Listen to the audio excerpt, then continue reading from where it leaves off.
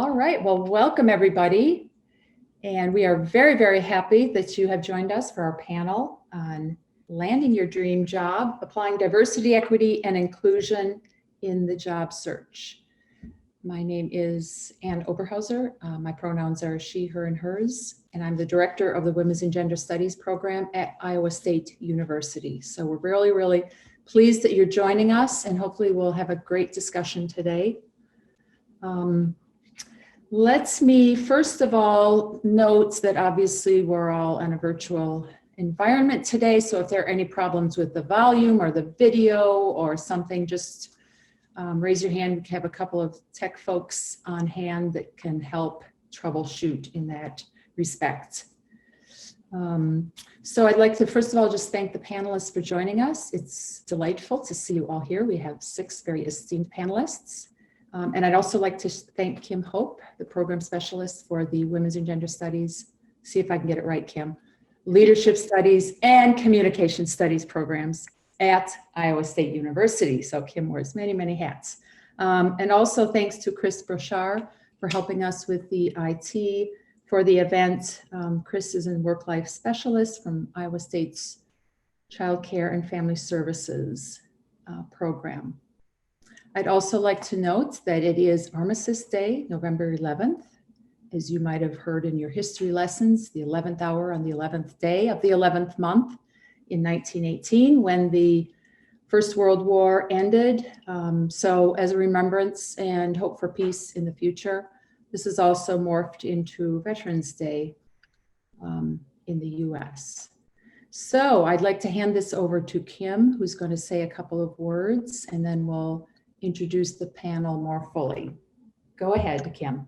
Thank you. Well, before we begin, we'd like to acknowledge the land that our campus is built on and the people who cared for that land before we did. Iowa State University aspires to be the best land-grant university at creating a welcoming and inclusive environment where diverse individuals can succeed and thrive. As a land-grant institution, we're committed to the caretaking of this land and would like to begin this event by acknowledging those who have previously taken care of the land on which we gather virtually. Before this site became Iowa State University, it was the ancestral lands and territory of the Bocoche, or Iowa Nation. The United States obtained the land from the Meskwaki and Sauk Nations in the Treaty of 1842. We wish to recognize our obligations to the land and to the people who took care of it, as well as the 17,000 Native people who still live in Iowa today. And this meeting is going to be, or is currently recorded and will be recorded. It's also being live streamed on Facebook, on the WGS Women's and Gender Studies Facebook page. Audience members can submit questions. There's a Q&A option. So if anybody says anything that you want follow up on or you want clarity on, please ask questions and we are going to try to answer as many of those as we can after the panel is over. Thank you very much, Kim, for helping out with that introduction. So we brainstormed about this panel for several weeks at the beginning of the semester, and it was part of the impetus was in response to students and our own observations and working with students about how to help in this in the job market, kind of moving on after ISU and what types of opportunities are available. I think that we, through our conversations in the program and with other people around campus, decided that there's actually a lot that WGS students kind of bring to the table and in related programs bring to the table, particularly around diversity, equity, and inclusion. And these are becoming increasingly important, not only in higher education, but also in the job market. There's lots of applications that we're going to hear about more fully today from our panelists. So hopefully this will be a good conversation, spark some ideas among the audience of how we can really package ourselves successfully in a job market. And of course, it's even further complicated with the COVID pandemic and some of the hurdles that that's throwing in the job market and some of the economic issues as a result of that. So we're going to run this in a couple of different sections or parts. First of all, the panel will each introduce themselves with name, title, and connection to the Women's and Gender Studies program at ISU. And then a second round, each of the panelists will go a little bit more deeply into some of their experiences and how they have brought some of these issues around diversity, equity, and inclusion into their own careers and their own jobs. So that should take about 35 or 40 minutes. And after that, we'll have a Q&A, as Kim mentioned. But at any point during the events, during the panel, you can pop some questions into the chat and we will address those towards the end. All right, so questions as we get started. We're going to do this alphabetically. So we have 6 panelists, and Amanda Arp, would you like to begin?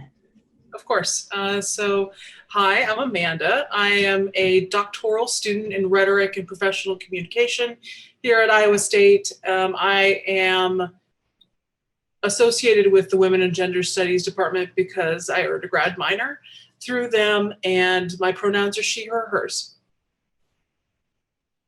All right, thank you. Sandra, Looft.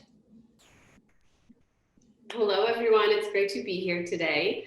I'm Sandra Looft. I use she, her pronouns, and I'm currently the director of the Margaret Sloss Center for Women and Gender Equity at Iowa State.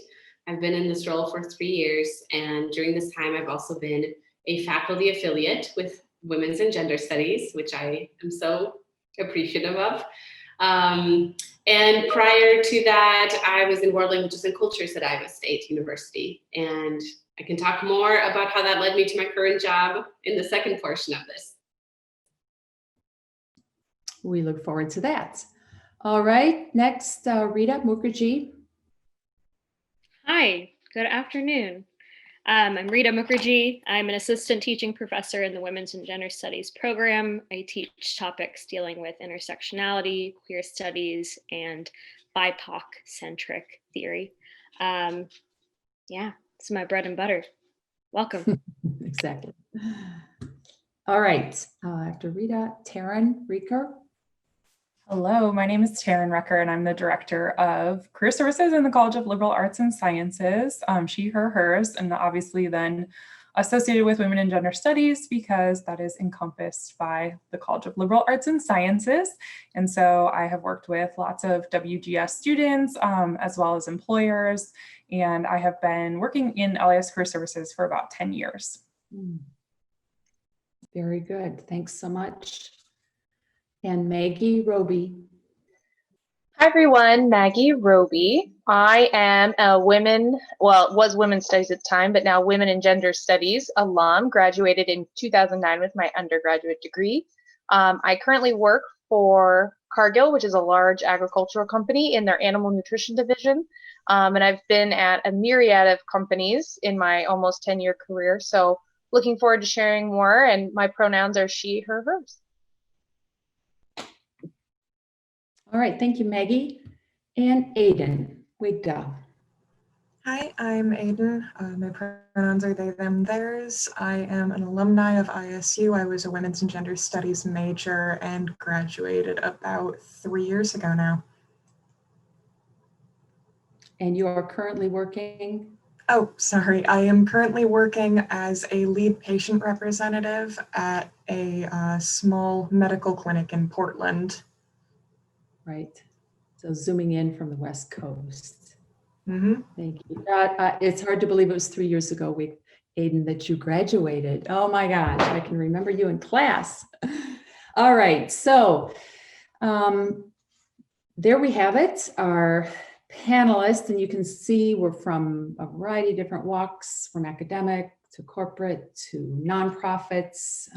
So we'll get a lot of rich information today. I'm looking forward to this. So let's kind of circle around again. And this will be an opportunity just to talk a little bit more deeply about how you've incorporated some of these issues into your jobs, thinking about our audience again and what might be some good tips and ways to succeed in terms of diversity, equity, and inclusion. So let's start back with Amanda.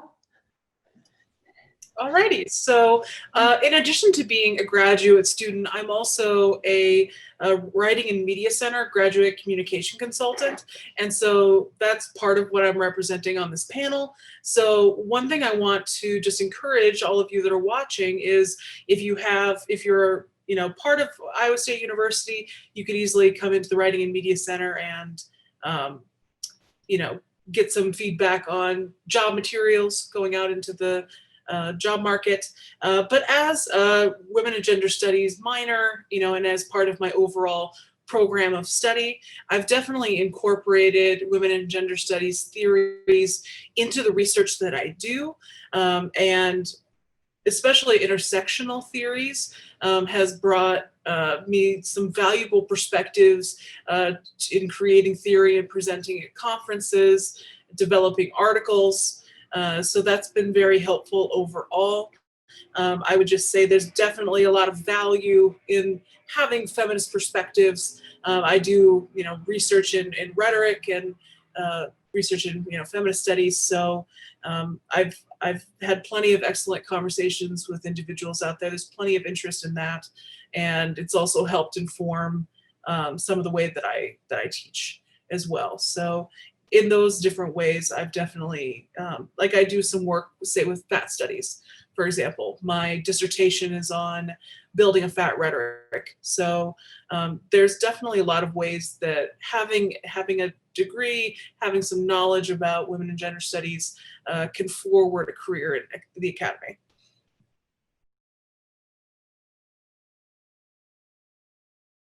Okay, Sandra, coming from maybe a little different perspective.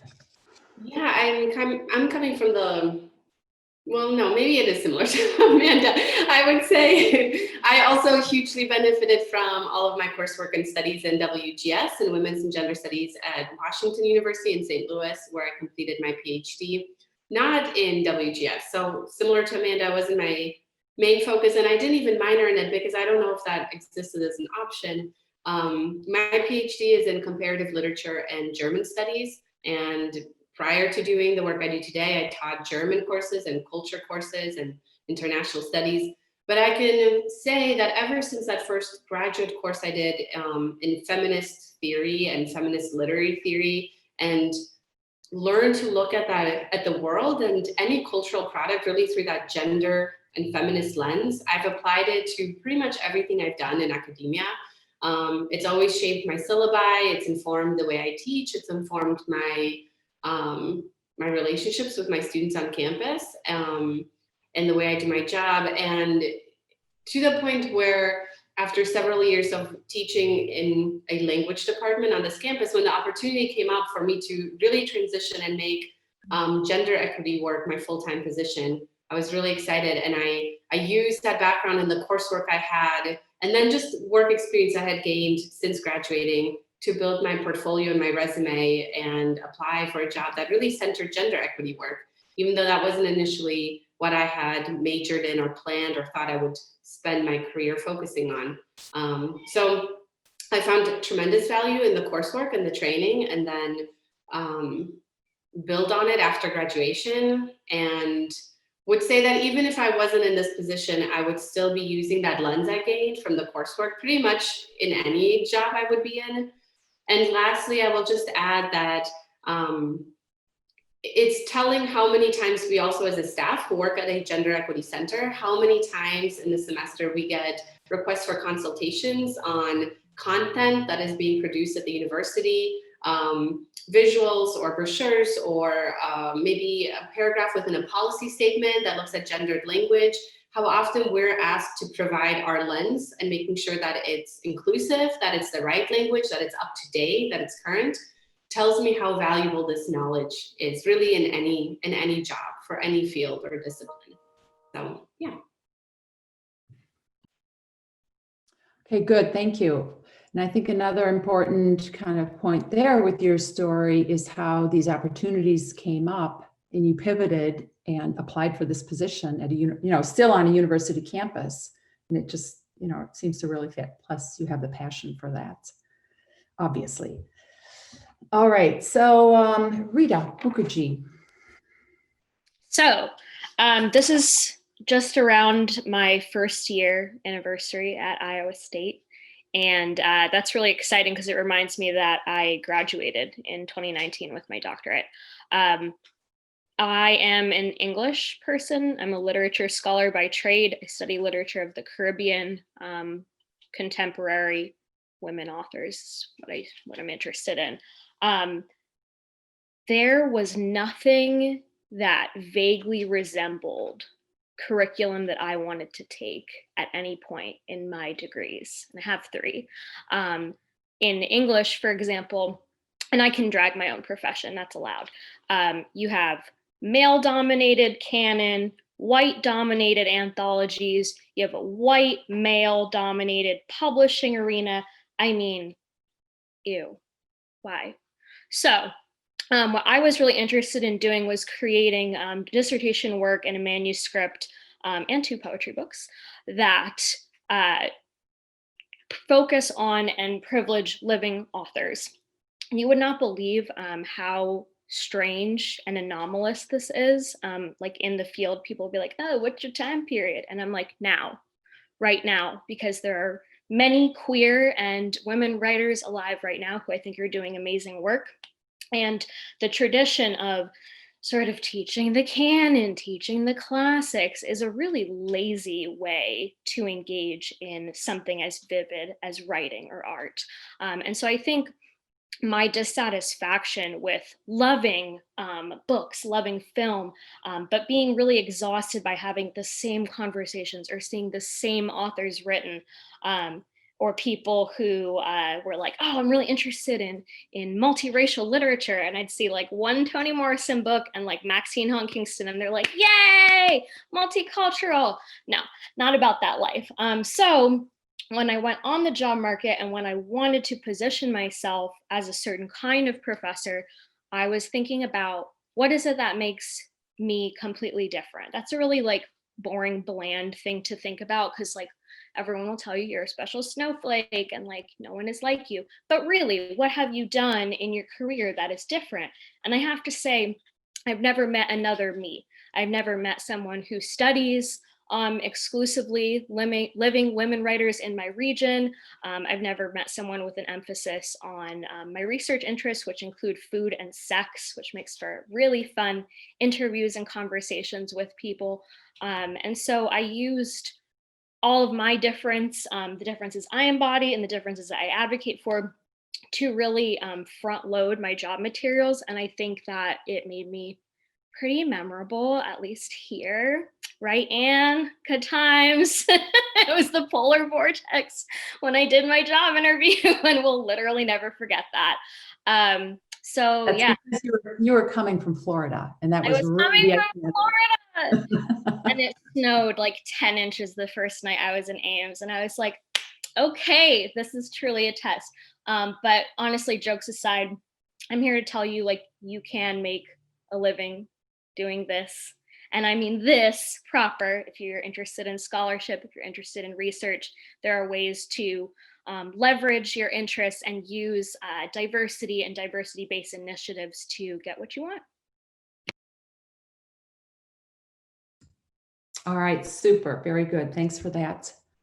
So next we have Taren Reker, and I just also want to note and encourage audience people to put questions, comments in the chat as we go along.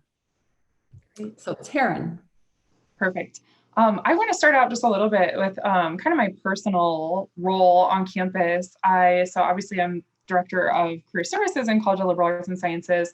And I want to point out that it doesn't have the words diversity, equity, and inclusion in it at all, but that's still a part of the role. And I think that's really important to acknowledge that sometimes there are these sort of hidden careers that it might not explicitly be in your job title, but doesn't mean that it's not part of the job. And I think that's really important as you're thinking about how you want to utilize your skills and experiences as you go forward in your job search. But my job actually does entail a lot of advocating for students and raising awareness with employers with issues of diversity, equity, and inclusion. And so that's a really important part of what we do. So yeah, again, just reminding you that those words don't have to be in the job title for it to be a part of the role.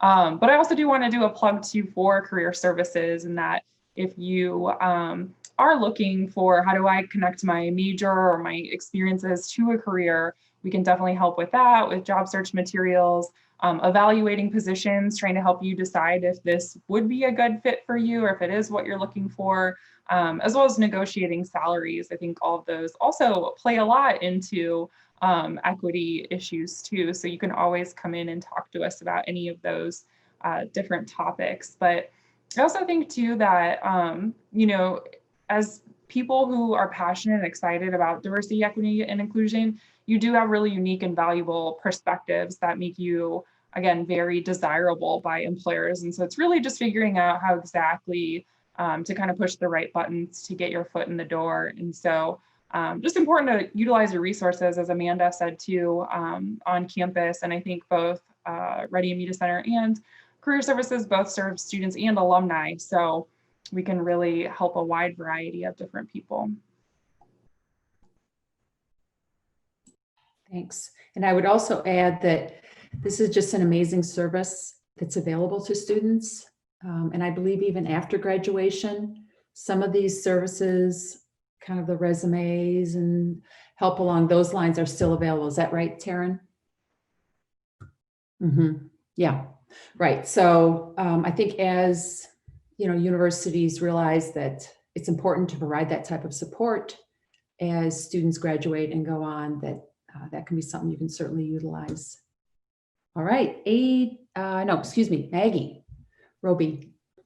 So hopefully you're all picking up on the theme of, if you're passionate about this, you can find a place in this world. There is space for you if you care about this topic.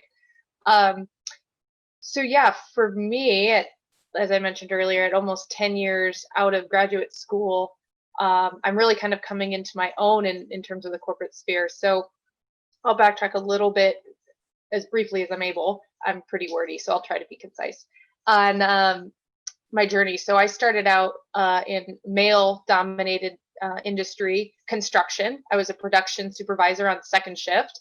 Anybody who works those hours, I feel ya, they sucked.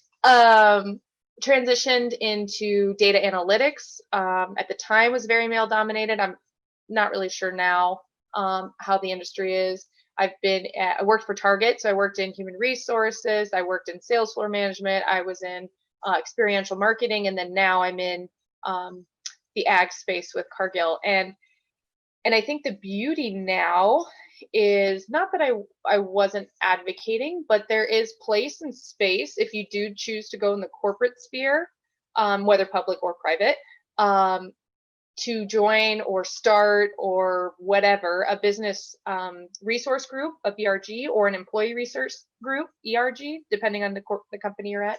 And so, I think my activism, if you will, right now is coming to full light, where I helped co-found our Animal Nutrition North America chapter of the Cargill Women's Network. I did that a year ago. So if you think about it, 2019, we didn't have a women's network. And so how kind of crazy that is to think about the time that we live in, and women's voices weren't heard, and or men as allies' voices weren't heard in our company.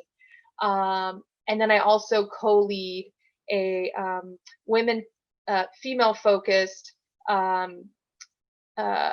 professional development and personal growth network, and that's corporate-wide. So, and it's all North America.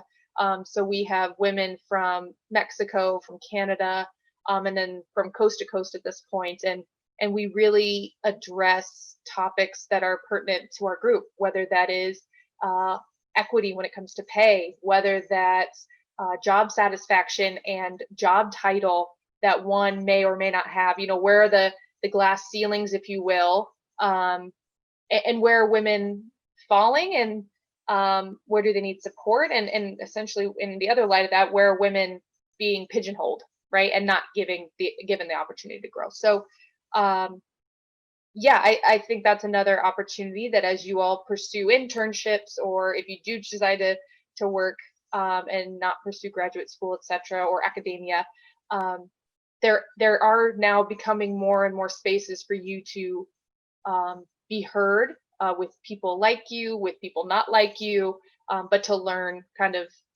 across the, I'd say the spectrum. Thank you. And it also sounds, Maggie, like you've been able to kind of create some of these opportunities or initiatives. I kind of think of the corporate world as quite rigid and like strict and this and that. But it sounds like you've been able to really embrace and kind of initiate some of these projects. Yeah.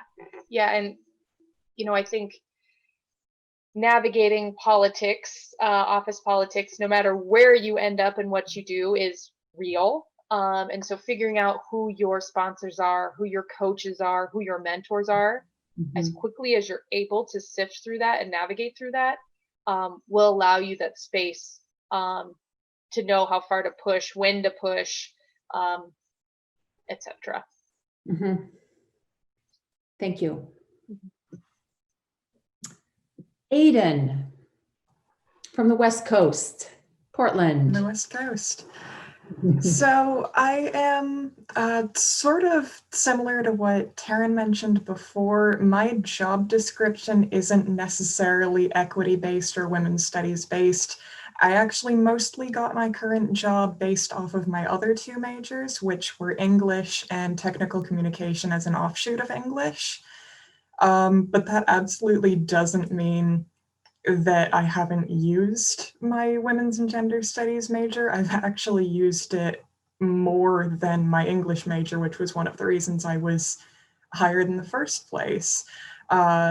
So despite it not really being in the job description, it's definitely still been useful. As a patient services representative, I'm able to be an advocate for all of our patients, people that need extra accessibility, people that need someone to sort of be a stand-in and explain to the other staff members where they're coming from. I was able to change all of our paperwork to have more inclusive language.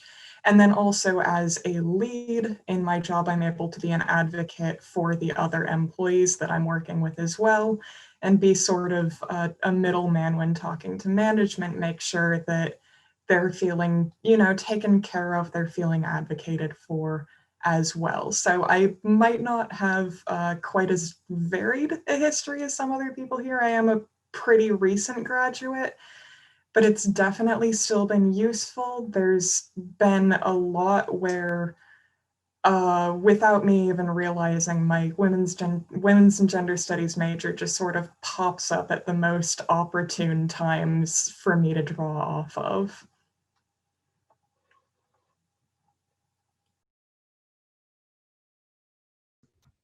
Okay, thank you. An observation that I've made from several of your comments is working within an organization and how you work with both coworkers or bosses, or however that kind of hierarchy is, or working with students, but kind of we work within these organizations. So how have kind of this organizational view and coming at it from a feminist or, gender studies or social justice perspective helped you kind of succeed, but also kind of, it sounds like, even change the workplace in some cases? Any tips there from any of the panelists, for that matter? I'm happy to jump in. I think it's all about courage, at least it was for me, on having enough confidence in what my truth and what I feel is true and is right. One of my values is integrity, and so I hold that very deeply, that if I see something that is missing, it's my duty, honestly, to myself and to others around me to say something.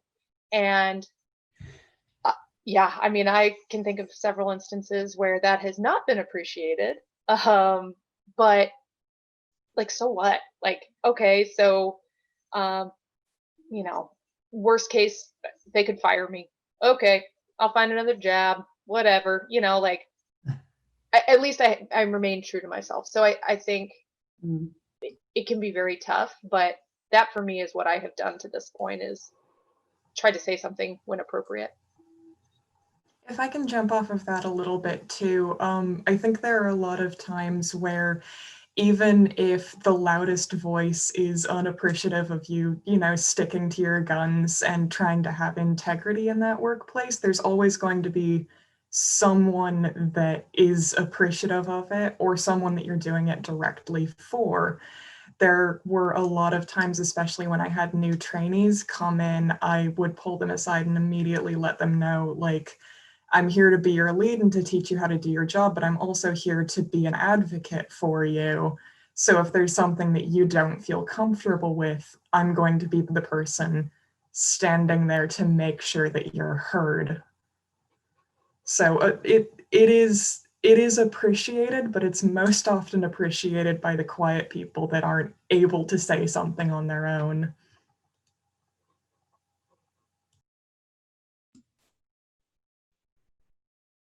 And just to kind of build on that too, because I really appreciate those comments, Aiden. So how can people develop some of those skills? And, say you're just entering a job, a workplace, you're not familiar with some of these dynamics or politics. So what were some of the skills that maybe you picked up on or were able to utilize as part of, your university or your degree program? What tips would you give our audience here? Yeah, so now that, let's see. So we're like TikToking, we're Instagramming, tweeting a little bit, and Facebook's kind of passe. Yeah, comment in or do a chat if you don't agree. So like I see some of y'all out here writing up these like very astute polls and being like, what are you doing? My fem's in queer fam, like, what are you doing for self-care right now? Hold on. That's labor, and that's a knowledge base that you have. So I think a lot of the times we'll be out here and just doing something very natural, like having a conversation with friends, when really you are creating a discourse community. And that discourse community is not only valuable, but it might be knowledge that's pretty unique to your experience. I know a lot of y'all that take classes in women's and gender studies know a lot about anti-sex trafficking protocols and histories because you took a class with Dr. Stower. That's a really unique course that a lot of WGS programs do not offer. So I think what I want to articulate with this is to like really seize upon where you have a unique knowledge base and kind of protect that. There's a lot of like free labor being done. And I think on the one hand, that's really cool. We just came off a very charged election. Well, maybe not came off, excuse me. I don't know if that's accurate right now, but we had an election that was very charged. And I think right now I am seeing people extending, that olive branch and extending that time. However, that's labor and that's knowledge. And you should absolutely be compensated for that time and that labor. Sandra mentioned this earlier, there's just requests all the time. People come to me or Nikki Port and Sandra, and they say, okay, I get it. Pronouns are important now. We need to learn those and like be respectful. I just don't even know where to begin.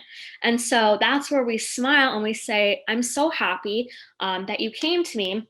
Within my job duties as an assistant teaching professor, I'm happy to come visit your class, or I'm happy to come to your function and break that down for you.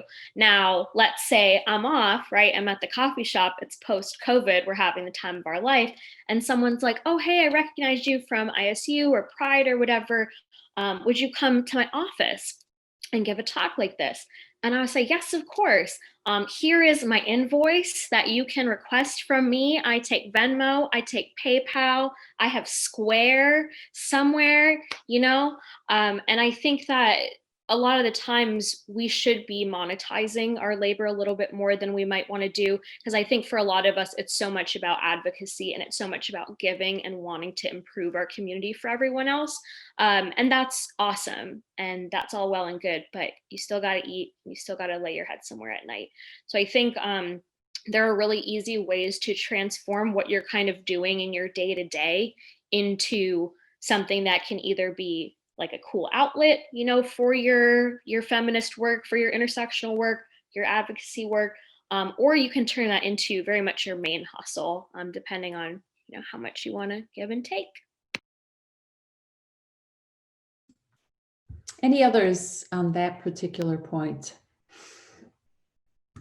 Anything I else? mean, to I add? have a short thing, sort of jumping off of that, sort of its own thing. But when you're in academia and you're sort of entrenched in all of this, your entire world is saturated with all of these talking points and all of the discourse and all of the verbiage. And it starts to become something where you think, well, this is common knowledge. Everyone knows this stuff that we're talking about.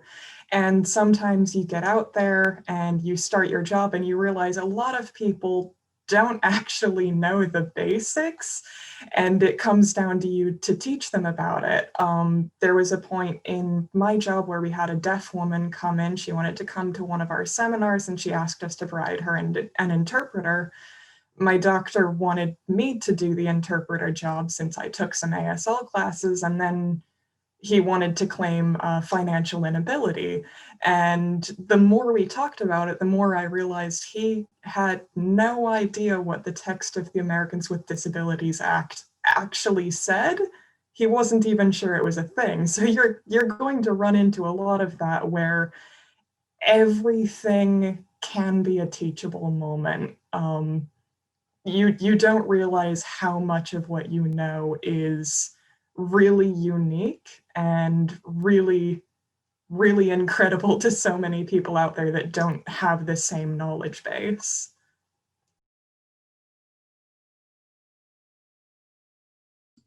All right, thank you. There was another question that came in. It kind of fits with this workplace culture notion. And what if you apply for a job, or even you're in the job interview process, and you find that the culture is not quite what you anticipated, or it doesn't fit?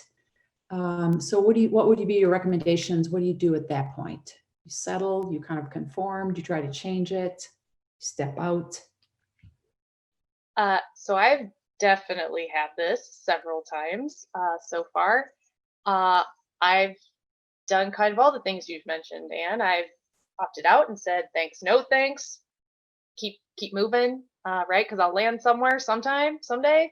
I've taken it and then been miserable the entire time I worked there, while trying to change the culture and just finding a lack of open minds to this topic, right? Those are real hurdles and real obstacles, right? You also, as much as you want to be met where you're at, you have to meet people where they're at. So like Aiden and Rita both said, it's work, whether it's free or not, it's work. And you know, I think that's completely up to you. I think I have the privilege of being 10 years out, having that 3 to 5 years of experience and beyond now that I can put on my resume, and I have the experience, right? So that puts me in a different category. But when I was starting out, I was history and women's studies with a master's in higher education, looking for a job in the business world during the recession, and landed at a construction company. So, you know, I think ultimately it's up to you as the job seeker or the graduate program seeker to figure out what their values are. That work is really up to you. And I mean, I don't want to get like disappointed mama over here, but you know, if you make it to the interview and you're just now figuring out values, shame on you a little bit, really. People can say things on their website and that cannot be true, sure, but do the research. I mean, don't waste your time, most importantly, and don't waste their time, because if you get to that final interview and you're like, whoa, there's a ton of red flags, I'm going to be reporting to you, dude, woman, whatever, and you're like, okay, fine, personalities can conflict at that point, but if it's the company itself, please do yourself a favor and do the homework. So I'll get off my preaching mama podium here. I'll take it from you, Maggie, and get back on the podium. Sorry, I've got a weird lighting situation going on here. But echoing a lot of what Maggie said, I think something before you start that internship search or job search or graduate program search is just doing some reflection about what is really important to you, what are your values, and how much work are you willing to do for free or for pay, and what kind of position you are looking for, and then doing that research about the organizations and the institutions and reading their website and looking at that, but also looking past that, because like you said, Maggie, you can put anything on a website. So I think it's important, if you can, to do your research on the internet, but also try to find people who work there or who have worked there. And one of the wonderful things about Iowa State is we have an amazing alumni network too, that you already have something in common with a lot of people who work at a lot of places, and reaching out to them can also be a really great source of information. And if you do get to the interview stage and you're still kind of waffling on things, like ask good questions. Come up with some questions before you get into that interview that are going to hopefully reveal some of those things if you're not quite sure. Sometimes I have to remind students that they're not only interviewing you for a job, but you're interviewing them too. So you get a say in this, and there are things that you need to know before you accept a position or accept a role. And I will get off the soapbox now. I gotta pick it up though, because Taren took the words right out of my mouth. So one of the biggest things you can do wrong in the job interview. Ready for this? This is free today, y'all, because it's Iowa State WGS and we keep it very real. One of the worst, dumbest, silliest things you can do is when they say, "Do you have any questions for us?" Say, "No." Because I get it. You're hype. You made it to the interview. I've been there. Trust me, I know. And it's hard sometimes because you're thinking about, oh man, that high back chair, that ceiling to floor glass in that top office. I get it. And I want you to get that job. So here's what you got to do. If it comes to that point in the interview and then they're asking, do you have any questions for us? That's your moment to shop. Okay. So like Taren said, you hit them with I just wanted to know what initiatives you have for promoting diversity in-house. You hit them with that. If all of a sudden you get a lot of, we're just focusing on a lot of things right now. Hello, that's a red flag. That red flag says we don't have anything in place. We're not ready to answer your question. And we probably don't have values that are going to align with your professional goals. This is what I hit Anne and all my colleagues with. When I had my interview, I hit them with what opportunities for mentorship are there at Iowa State. I love mentoring. If you're in my class, you know that I'm like really extra and in your face. And I love to connect with people from all different disciplines. So it's super important to me that wherever I was going to go teach, I would not just have a chance to, teach my classes where it's the me show, but also collaborate with people outside of the college, meet different other faculty members who might share research interests with me, and etc. So when you have that moment, that's a chance for you to really leave a lasting impression. And so don't flub it. Use that opportunity. And it's okay to make people squirm a little bit. Honestly, after everything we've been through this year, it's okay to say, I want to know what your history of women and mobility is in this company. What upper management are there, who are gender non-conforming people or women? And if all of a sudden, you see the vibe kind of shift and you see people getting a little uneasy,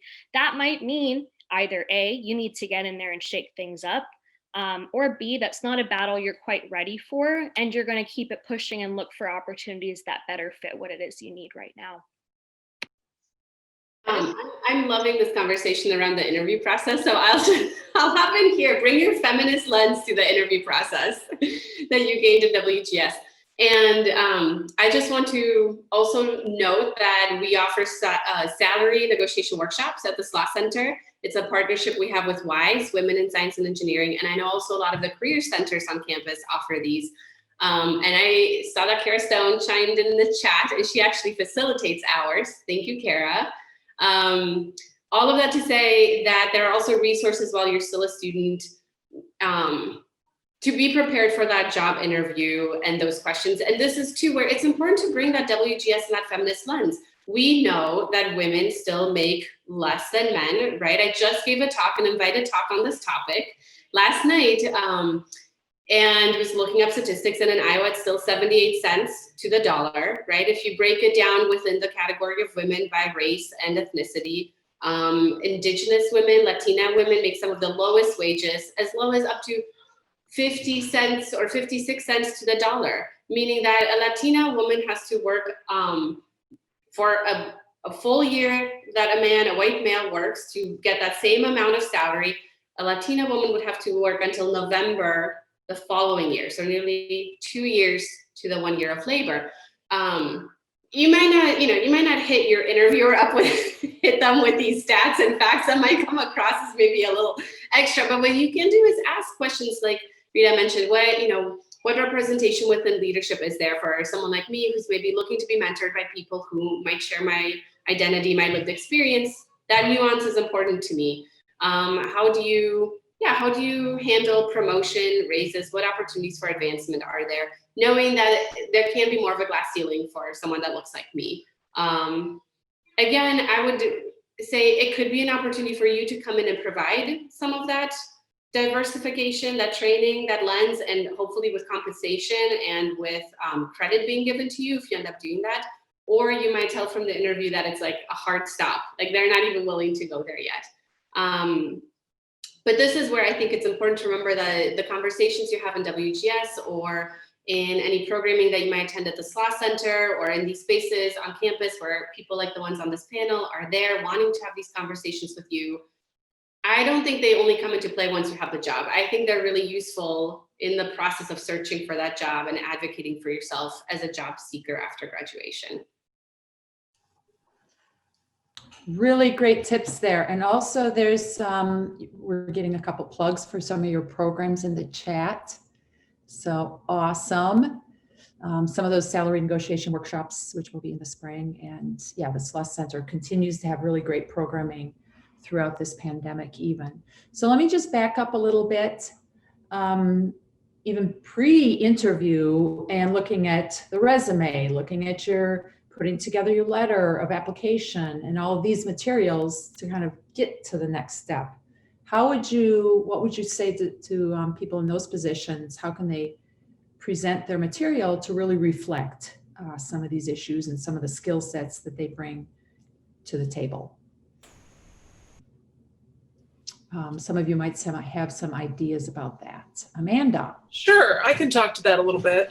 So when it comes to writing, a letter of intent to try to get a job, or preparing your resume or a CV if you're going into academics, you want to make sure that you're highlighting, whether you were in like certain groups or you had a certain job that had that particular set of experiences. Make sure that you're describing those, using active verbs and all that jazz. And if you're just going up for your first job, make sure that you are describing in your resume the kind of knowledge that you've been gaining over the course of your time in one of the WGS programs. Because as we've seen through the discussion of some of our other panelists, that these pieces of knowledge are relevant and useful in your job search. Another thing that I would add is just to think really broadly about your experiences too. I think sometimes students get really hung up about only putting things on their resumes that they've been paid for.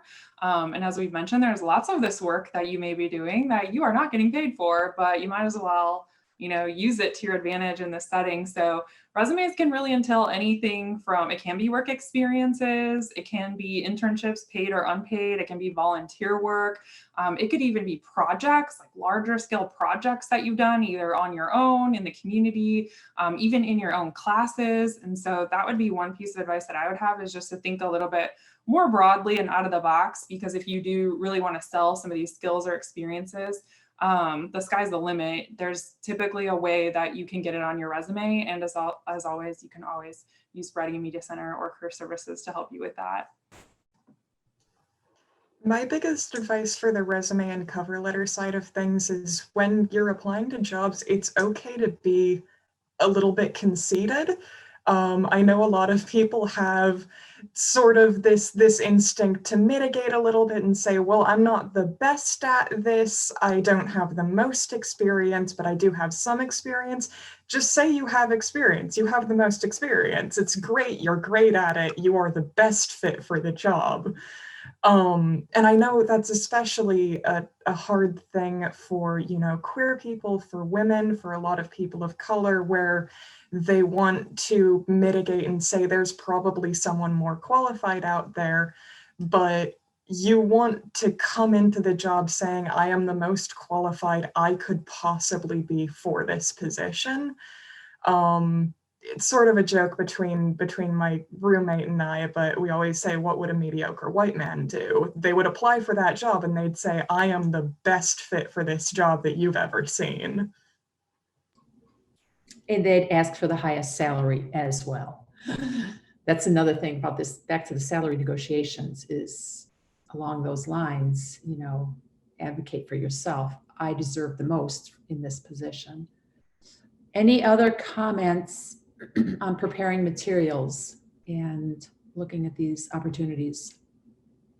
To add to Amanda and Taren's comments, I think that right now in digital composition fields, the e-portfolio is very hot and spicy and exciting. And one thing that's great is that if you are an ISU student, you've already paid for career services work, for resume center work, for writing center work. You already have really great professionals with whom you can consult on things like, you know, composing verbiage, on web design, any aspect of that, WordPress, Wix, Weebly, all that's free if you want to just use their kind of template domain names. I love and advocate for this kind of mixed media digitized resource because it helps you do a number of things. Number one, let's just think about the process of like resume and CV, you know, holding ship, if that's a word. Let's think about that process. So you had either a printer or the resources to go to a printer, right, and print on the nice paper. Don't skimp, y'all. You got to print it on the nice paper. You know, you're expected to present things in sort of like an education-centric format, regardless of the type of field you're going into. There's a lot of gatekeeping in that process, y'all. And the CV and the resume, by virtue of the genre, is pretty deficient in terms of unpacking what your skill sets might be. You know, if you have 7,000 followers on Twitter, you are composing digitally and you have skills in digital composition, right? That's harder to showcase in something like a traditional paper CV or resume. So I think a lot of the time just getting a little space going online where you can kind of link projects you're involved with, community work you're doing, blogs you're keeping with your friends to stay sane during COVID. I mean, there's a lot of possibility there, and it's kind of a cute way to sign off in professional correspondence and just drop that little link right there, because that way you're giving the option. You know, if you want to learn more about me, here's my website. It's right there. Mine's ritamookerjee.com, by the way, if you were curious. But it's really succinct and kind of easier to say. And by the way, I have all these other skill sets you can check out and just have that all compiled for someone. Make them want to hire you. In other words, do the heavy lifting for them. I would love to add one point too that came to mind listening to Rita talk about those skills that we don't often think to put on a resume. For anyone who's listening, if you grew up speaking a different language in your home, maybe you're part of, you know, you have an immigrant family, you're an immigrant. I say this based on my own. It took me a long time to realize that the fact that I grew up in another country and speaking a different language in my house was not something I should sort of be ashamed of or try to downplay, trying to assimilate, but rather to be proud of it and show it as that extra skill I have. And working in world languages and culture. So being in a department here that brought together lots of students who were either learning a second language because they were native English speakers learning a second language, but also working with students who were what we would call heritage learners, who grew up speaking another language at home and were either trying to build on that or learn a different language, I noticed that difference in a lot of the students, that those who were learning Spanish as a second language would be quick to put that at the top of your resume, right? Like also speak Spanish skills also included with this hire. But a student who might have grown up in an immigrant Latinx home might not think to include that Spanish language that they grew up speaking at home at the very top, thinking they had to demonstrate, you know, just how like American they are, right?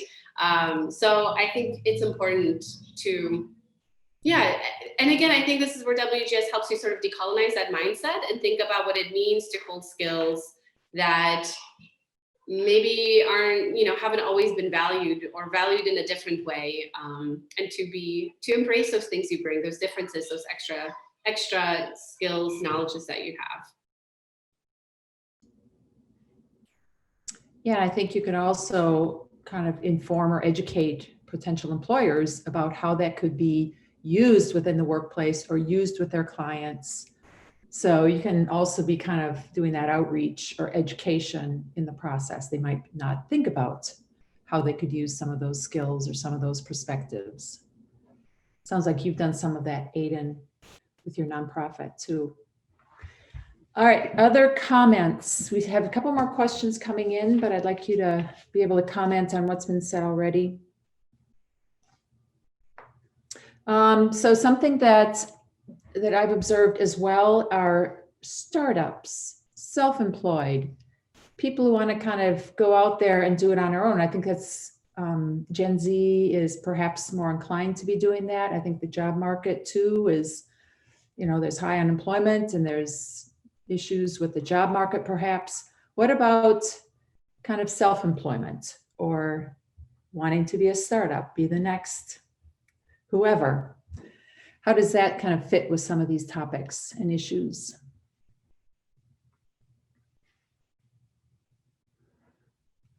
For people to really build on some of those skills and kind of make it on their own. Taren, do you have students that you work with in this category? Yes, I was actually thinking about this earlier. Actually, as Rita was talking about all the work that people do for free, there is an alum who I've been watching on LinkedIn. It's been really fun to watch her kind of build her own website and start her own business as a consultant for diversity and inclusion. So there are definitely opportunities out there. And I think kind of going back to like all the work that people do for free, like you can monetize this, you can make your own website, you can start that, you know, Venmo, PayPal. You have a great skill set and it's unique and it's very valuable. And especially right now, I think it's very, very important. And so I think if it is something that you want to pursue, I think it's very doable. There's a lot of technology and a lot of resources. And, you know, there's even with the university, there's a big initiative on entrepreneurship. There's a lot of resources right now for startups and things. So definitely keep your eyes peeled, because I know that we're always looking for students who want to be involved in some of these programs or just who have great ideas. And so, yeah, it's out there. It definitely does exist.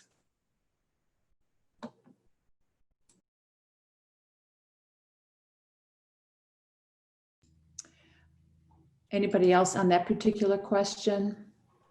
I think specifically, I don't have much to say on startups. Honestly, it's not something that I know that much about.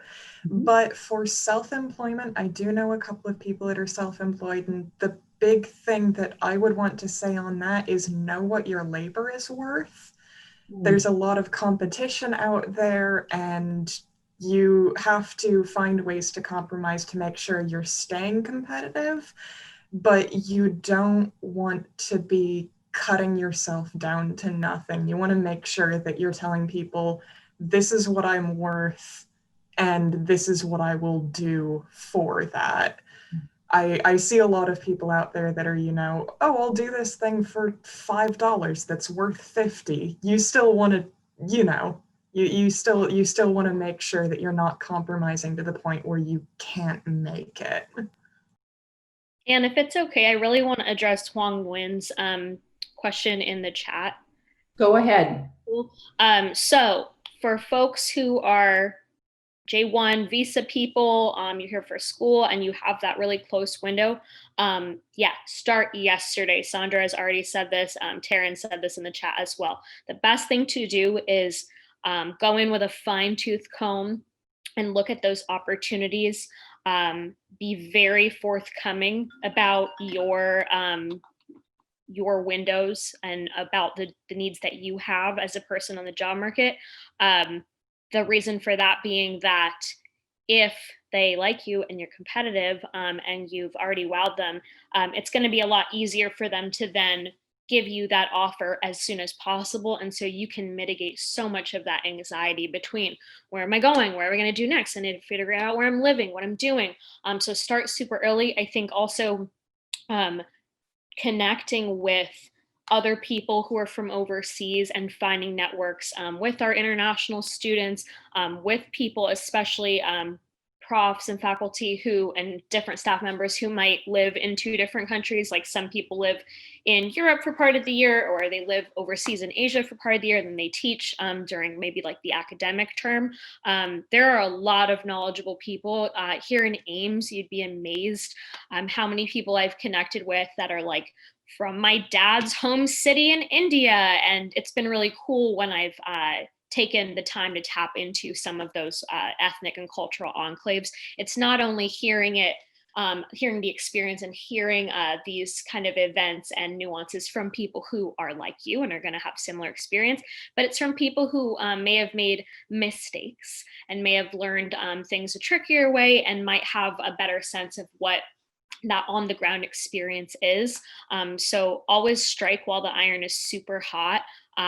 Just assume that, you know, you're going to hear back tomorrow and just apply like wildfire. I get what you're saying when you can't really be choosy, you can't be too particular right now. But I think that's all the more reason to keep the standard pretty high and say, you know, I need to ask about this, this, and this. These are 3 things I value and I'm going to need them to be happy. It's okay. You know, I want to give everybody permission. It's okay to have your list of things that you need as well. Some of them are things that you're going to have to work toward. But I think for the time being, if you're, you know, really needing to get that job offer and close the window, just start yesterday. Good. And there are several other comments to that point in the chat. So take a look at those. Great. Yeah, those are some complications, but I think time can be helpful. And I also wanted to pick up on the note about resources and networking. I think in the statistics, I'm sure, Taren, you probably know this, but networking, a lot of jobs aren't advertised. They are just word of mouth. It's through these networks that you find out about this position, and then voila, there you are. So I think using the resources and network are super helpful, including everybody on this panel. So we have representation of corporate, of nonprofits, of academic, of who knows what. So we're all more than happy to help out to provide any other information or support that our students might need. And okay, we're drawing to kind of the end of our period. Are there any last questions or any last comments? Where are some of the best, a question I have maybe, where are some of the best ways to find out about these jobs? Through different job search sites or LinkedIn, or kind of what's the best way to even find out about where these great jobs exist? I can start on this one. Networking is super important. Also know, especially with college students, people want to help you. I think sometimes we all underestimate and it's hard to ask for help, but people do want to help you. And so do not be afraid to reach out to people. So definitely use your network. LinkedIn is a great resource too. We also have a new resource too, just for LAS students and alumni called LAS Connect. So it's just lasconnect.org. And that's a great place to also find alumni and find mentors there.